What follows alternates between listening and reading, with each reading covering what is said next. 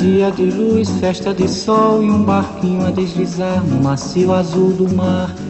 Tudo é verão e o amor se faz num barquinho pelo mar que desliza sem parar. Sem intenção, nossa canção vai saindo desse mar e o sol beija o barco e luz, dias tão azuis. Volta do mar, desmaia o sol e o barquinho a deslizar e a vontade de cantar.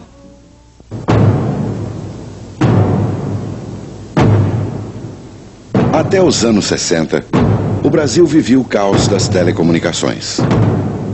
O país possuía um dos piores serviços de telefonia do mundo.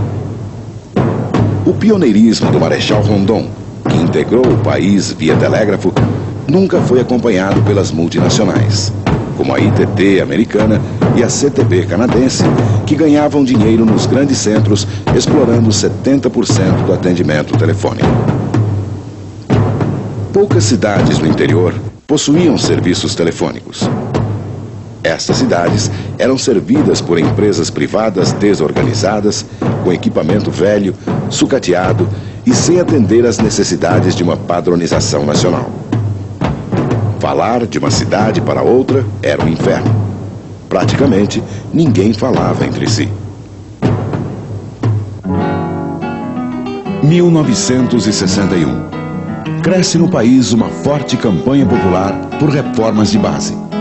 O Congresso Nacional discute a aprovação de um Código Brasileiro de Telecomunicações. No Rio Grande do Sul, o governador Leonel Brizola estatiza a multinacional ITT, que explorava a telefonia do Estado. A encampação da ITT e a aprovação do Código Brasileiro de Telecomunicações em 1962 foram os marcos de um vasto programa de estatização do setor de telecomunicações no Brasil, que se acelerou com a fundação da Embratel em 1965. A partir daí, a Embratel, através da implantação de modernos sistemas de micro-ondas, integra as várias regiões do país entre si e com o mundo, prestando serviços de telefonia, telex, comunicação de dados e transmissão de sinais de TV. Em 1972, foi criada a holding Telebrás, que organizou e integrou cerca de 800 companhias telefônicas municipais e regionais existentes. De 1972 a 1990, o número de linhas telefônicas deu um salto de 2,4 para 9,2 milhões. A modernização da rede de telecomunicações e a otimização dos recursos financeiros produziram outros resultados impressionantes. Em 1972, 2.000 localidades possuíam serviço telefônico. Em 1990, a Telebrás atingia a 13.875 localidades. Através desta estatal, foi possível lançar o primeiro satélite totalmente brasileiro, o BrasilSat-1.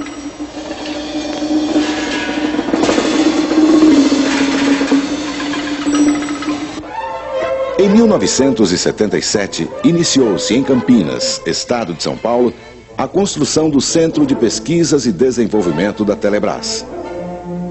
O CPQD desenvolveu, a partir da sua criação, cerca de 100 de projetos, tornando-se um dos centros de pesquisa na área de telecomunicações mais avançados do mundo e competindo com sucesso com empresas multinacionais em áreas importantes como centrais telefônicas e fibras ópticas.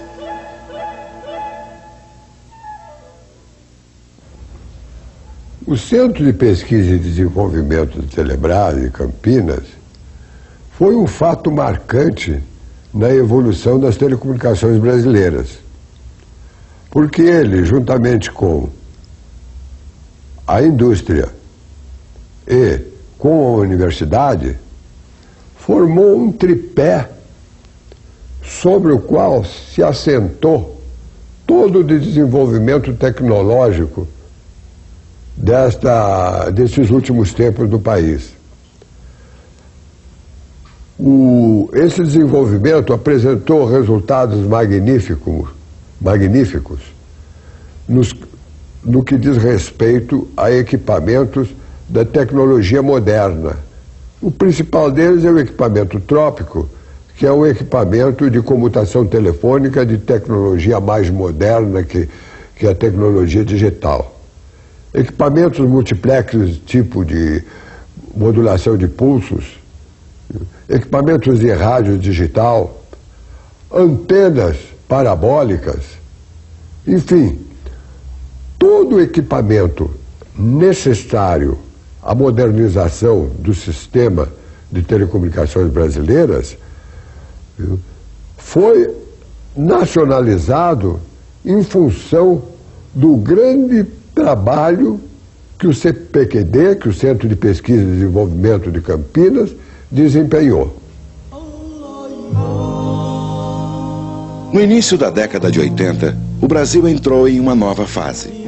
A ditadura militar, que desaparecia do cenário político, e o governo Sarney, que entrava, passaram a permitir e incentivar a entrada de empreiteiras e locadoras de mão de obra privadas. Os sindicatos telefônicos de várias partes do país, coordenados pela Federação Interestadual dos Trabalhadores em Telecomunicações, a FITEL, se opuseram ferrenhamente a esse início de privatização do setor. Com as mudanças políticas dos governos da década de 80, começamos a conviver com uma espécie de privatização pelas beiradas no setor das telecomunicações, com a transferência para as empreiteiras de serviços como a instalação e o reparo de linhas telefônicas, de PBX e de impressoras de telex, que são executados por empreiteiras como essa. Essa privatização trouxe sérios prejuízos para a sociedade, como, por exemplo, o preço que é cobrado pelas empreiteiras é muito maior que se fosse executado pelo trabalhador da estatal. Ainda a formação de alguns cartórios que facilitou que esse serviço ficasse na mão de alguns poucos empreiteiros. E ainda, a qualidade do serviço prestado pelas empreiteiras, a maioria delas, é muito inferior ao prestado pela estatal. Isso porque o salário dos trabalhadores é pequeno e ainda não tem o treinamento suficiente para isso. No plano internacional, a década de 80 foi marcada por um novo reordenamento das telecomunicações, com base nas políticas neoliberais do governo Reagan dos Estados Unidos. Em decorrência destas políticas, no Brasil, uma estratégia intencional de liquidação do monopólio estatal das telecomunicações foi arquitetada por setores de dentro do próprio governo brasileiro. O executor mais famoso deste plano foi o senhor Rômulo Furtado, eterno secretário-geral do Ministério das Comunicações da ditadura militar, ligado a grandes grupos, como o empresário Roberto Marinho, dono da Rede Globo. Estes grupos se dedicaram a transferir um dos setores mais rentáveis da economia mundial para empreiteiras e grandes oligopólios formados pela Associação de Empresários Nacionais com multinacionais. No campo econômico, o governo federal também buscou, através de portarias, proibir os investimentos de todas as estatais, mesmo daquelas que, como a Telebrás, dispusessem de recursos próprios. Se não houvesse essas proibições, a Telebrás teria faturado cerca de mais 20 bilhões de dólares nos últimos anos, o bastante para duplicar o atual número de terminais telefônicos existentes em todo o país. Mas mesmo assim, a boa capacidade econômica do setor garantiu um crescimento, ainda que moderado, durante a recessão dos anos 80. Após a posse do presidente Fernando Collor, o processo de privatização intensificou-se rapidamente.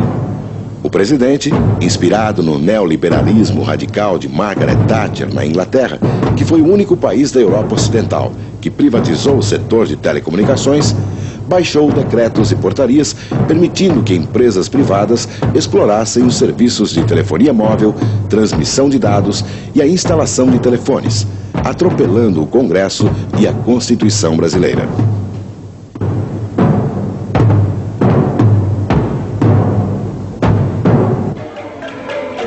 O Centro de Pesquisas e Desenvolvimento de Campinas foi também fortemente atingido por cortes de orçamento e por uma política de investimentos.